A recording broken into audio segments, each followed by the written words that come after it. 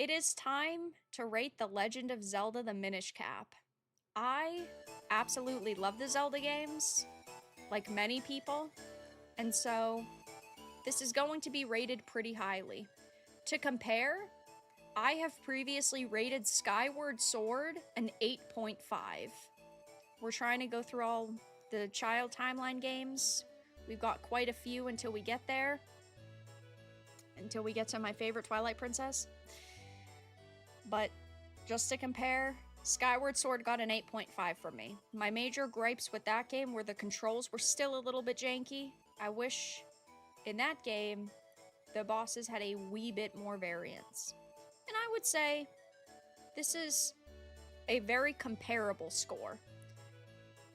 So, going through it really quickly, graphics, fantastic. It had been put onto the Nintendo Switch. That is how we are playing it. Beautifully done.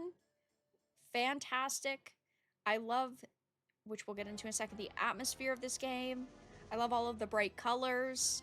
There was never any moments where the graphics felt off, whether it was the zones or like the costumes around or even the color palette. Fantastic graphics. Sure, it's not like a AAA or quadruple A modern 2025 graphic, but this game did originally come out in 2005. And for me, sure, there is a bit of level of nostalgia there, 100%. I think for the system that it was originally on and the graphical style that this game has, it is fantastic. Now, if I was to compare it to, I don't know, an Elden Ring or a Ghost of Tsushima, right? It's not very comparable, but when it was created, it was very good. And it being on the Switch is very good. Aesthetically, very immersive. There are, in my knowledge base, there are no Zelda games that I would say do not feel immersive. You constantly feel like you're Link, you're in Hyrule, you've got so much lore and world building, and the aesthetics are beautiful. Very immersive. Music, also fantastic. The Legend of Zelda, throughout the entire series, they are some of my favorite video game soundtracks to ever be created. And this is no different. There are areas that do definitely feel more dramatic and intense, and then ones that feel much more whimsical, like in Minish Village, and it's all balanced very well. There's music throughout the entire experience, and at times, it feels a little overwhelming, right, when you're in a boss fight, but it sets the scene very well. God tier OSTs.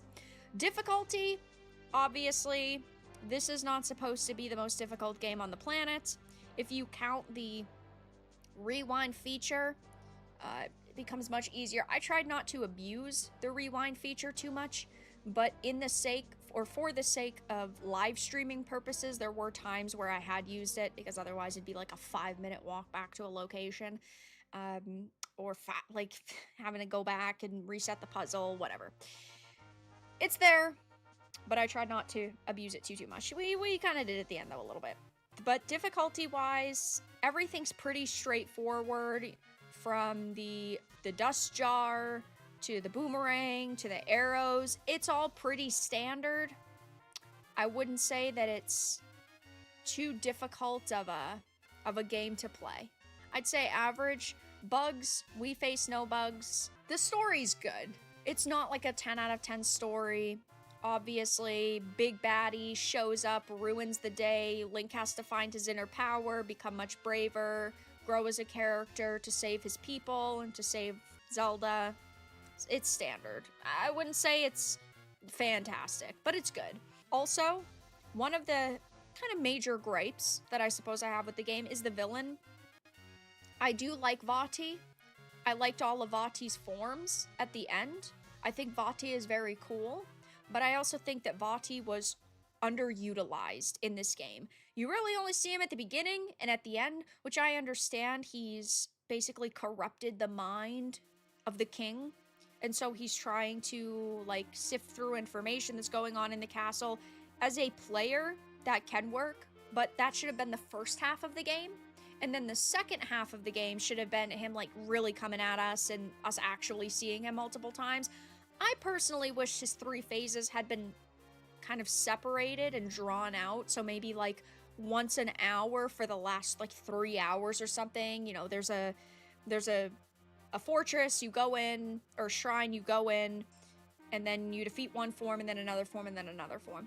It's a very small gripe, but I felt that Vaati was underutilized in this game. Besides that, though, really well done. Gameplay, it's really fantastic. This game is really smooth. Again, no bugs, no glitches, no problems. Very fun. Quality of life, perfect. I don't have any problems. It's not like you're missing a map or the compass. It's not like they don't mark things on your map where you're going. I would say perfect. I can't think of anything off the top of my head that was a big gripe for me. Game length, our playthrough was pretty standard.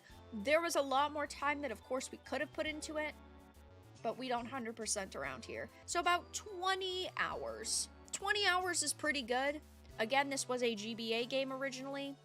It is on Nintendo Switch Online now, but I would say that's pretty standard, pretty good. We could have gotten 30 or even 35 hours out of it if we really wanted to, but things come, things go. We play just whatever pace we go with. My pace was pretty standard. This game is one of the many on Nintendo Switch Online that you cannot individually purchase, so you would have to pay for Nintendo Switch Online.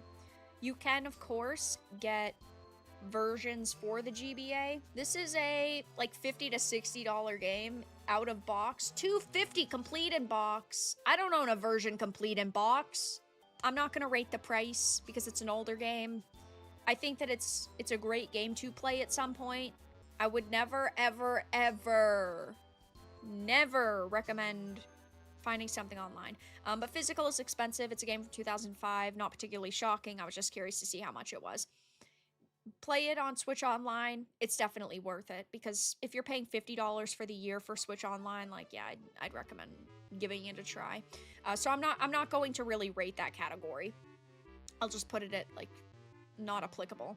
Replayability, I would definitely give this another playthrough in the future. I had played it before. I'm playing it now. It's definitely a game I would come back to in the future. It's super fun, super lighthearted and whimsical, really well done. And in terms of a score, I gave Skyward Sword an 8.5. My main gripe with that game were a little bit of repetitiveness in the dungeons and the bosses, and then I was not the biggest fan of the motion controls. They were much better, but they still were a little bit janky. But that game was an 8.5. Narratively, it was gorgeous. This game does not have as strong of a narrative, in my opinion. I would give this game an 8. Which, if we also take a look back at what I've played in the past for Zelda, I had given The Legend of Zelda Echoes of Wisdom, so the one that came out a couple of months ago, I gave that an 8 out of 10. So I would say Minish Cap and Echoes of Wisdom are right next to each other. I have a lot of love and nostalgia for the Zelda franchise, so I think that if you came into this not having that nostalgia, maybe you'd give it a 7 to a 7.5. I give it an 8, though. It's comparable to Echoes of Wisdom. All of the Zelda games are amazing, though. Well, most of them.